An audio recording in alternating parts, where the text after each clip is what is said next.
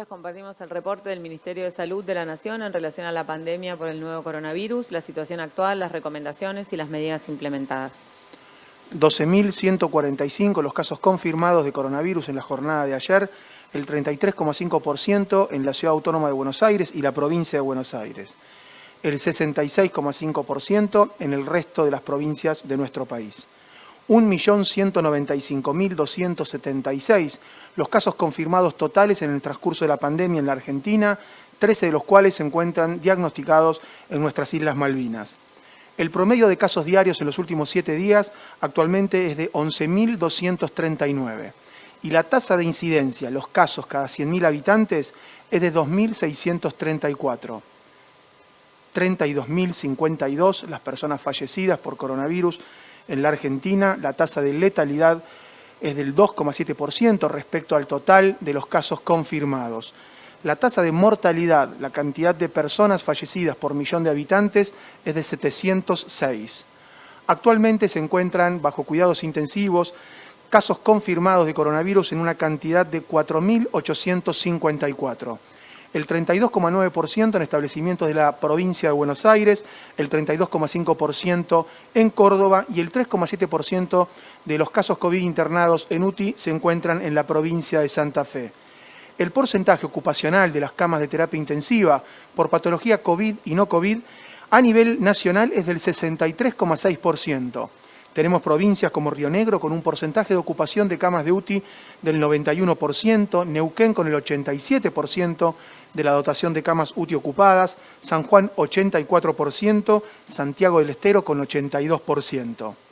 El buen dato son los recuperados, han superado el millón de personas recuperadas de COVID, específicamente 1.009.278, representan el 84,3% de los casos confirmados totales y en la jornada de ayer fueron recuperados, dados de alta, 11.262 personas. La cantidad de pacientes con COVID activos actualmente desciende a 153.346 y representan el 13% de los casos confirmados totales. Han sido descartados por clínica, epidemiología y laboratorio 1.485.416 casos.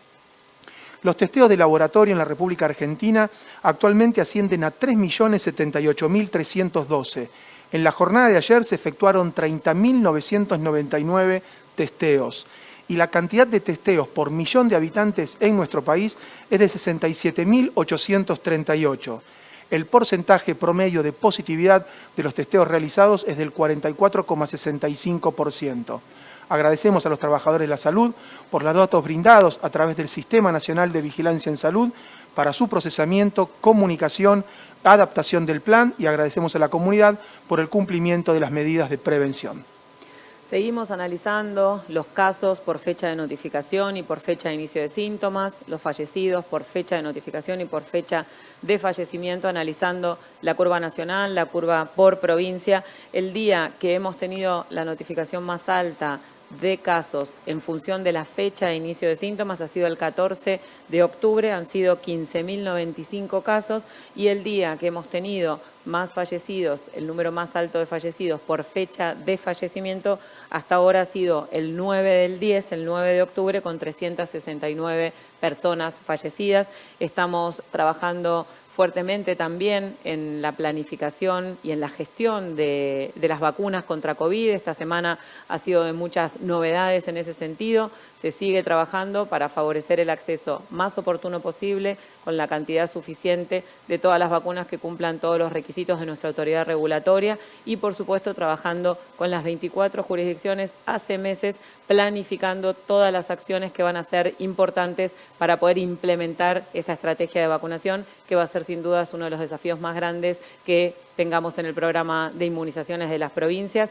Va a requerir el trabajo muy conjunto, como siempre, con las sociedades científicas, con todo el equipo de salud, con los medios de comunicación, con todos los expertos para consensuar y un rol muy importante de la sociedad también para, como siempre, poder ejercer el derecho de vacunarse y esa responsabilidad. Así que va a ser prioritario compartir novedades en ese sentido y también en ese sentido, en el contexto de el seguir cuidándonos y el seguir identificando las posibilidades de que alguna persona pueda tener COVID-19, pensar en los síntomas, pensar en qué significa ser un caso sospechoso y en qué tenemos que hacer en ese sentido. Volvemos a recordar dos de los siguientes síntomas, que sea uno más de los siguientes síntomas, que es temperatura más de 37,5, tos, dolor de garganta, dificultad respiratoria, dolor muscular, dolor de cabeza, diarrea y o vómitos, son suficientes tener dos de esos síntomas para constituir lo que significa un caso sospechoso y tener la necesidad de contactar al sistema de salud y evitar el contacto con otras personas. Si tenemos falta de olfato, si tenemos pérdida de olfato súbita, sin otra causa de olfato, de gusto, eso también es suficiente para constituir por sí solo, por sí mismo, un caso sospechoso y en función de la indicación o la decisión de la autoridad sanitaria es suficiente y no hace falta hisoparse con esos síntomas si les dicen que con eso ya son un caso confirmado y se gestiona como si fuera un caso confirmado a la persona para prestarle cuidado y a sus contactos para aislamiento, también es suficiente. Entonces, también recordamos que en situaciones de alta incidencia o en función de lo que determine la autoridad sanitaria jurisdiccional o local, siendo contacto estrecho, siendo conviviente o habiendo tenido contacto con un caso confirmado, con estos síntomas se puede confirmar por clínica y epidemiología, no haciendo falta el testeo, ya sea por hisopado, por test rápido, por PCR o por algún otro método. Así que en ese sentido, bien importantes son las recomendaciones, no minimizar los síntomas, no demorar el contacto con el sistema de salud, evitar el contacto con otras personas hasta que podamos tener las indicaciones del equipo de salud, no automedicarse. Es muy importante y también es muy importante hacer la diferencia entre situaciones habituales que podemos tener como reacciones alérgicas o alguna otra enfermedad subyacente que requiere una consulta. Seguir consultando para las enfermedades crónicas, seguir consultando para vacunarse y seguir trabajando en todos los controles, tanto de estas condiciones crónicas como de la prevención, es muy importante. Si nosotros, si cada uno, si cada una puede plantearse la posibilidad de minimizar el riesgo de ser contacto estrecho de alguien, va a ser muy importante para interrumpir la cadena de transmisión, seguir fortaleciendo el descenso de los casos y disminuir la tensión del sistema de salud. Más de 2 metros de distancia, tapaboca, ambientes aireados, preferir los ambientes abiertos, lavarnos las manos, toser o estornudar cubriéndonos la boca con el pliegue del codo, con el barbijo y, por supuesto, si tenemos síntomas, ejercer esa responsabilidad del contacto con el sistema de salud y focalizarnos en no ser contacto estrecho de nadie. El doctor Pascual Fidelio, que es el director de la ANLIS Malbrán, va a compartir con nosotros el trabajo que viene haciendo la institución desde el inicio de la pandemia con todas las jurisdicciones. Hola Carla, hola Alejandro, un gusto compartir la mesa. Quisiera contarles el rol de ANLIS Malbrán en la pandemia. Esto comenzó un trabajo arduo desde el mes de febrero de este año. En marzo de este año detectamos el primer caso positivo de coronavirus en Argentina. A partir de ahí se inicia un camino de capacitación a todas las jurisdicciones del país para poner a punto la técnica de biología molecular para testear el coronavirus. Así es que hasta la fecha, y a través de ANLIS Malbrán y el Ministerio de Salud de la Nación, se han entregado más de 850.000 determinaciones a las 24 jurisdicciones. Pero el rol de ANLIS Malbrán no se centra solamente en test diagnósticos, sino que también se hace investigación y desarrollo.